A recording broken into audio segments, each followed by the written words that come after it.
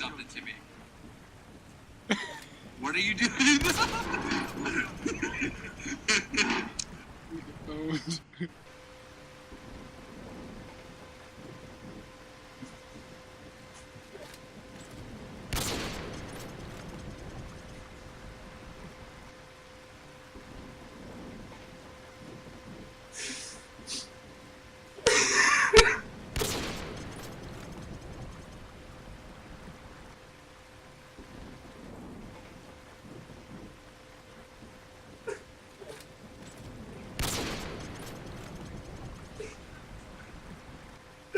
Would you go?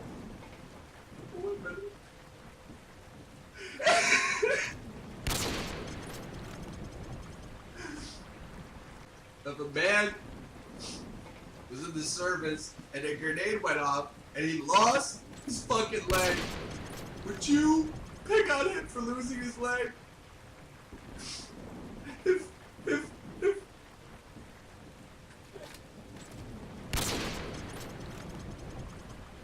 the man was swimming in the ocean and he got bit by a shark, would you pick on him for missing an arm?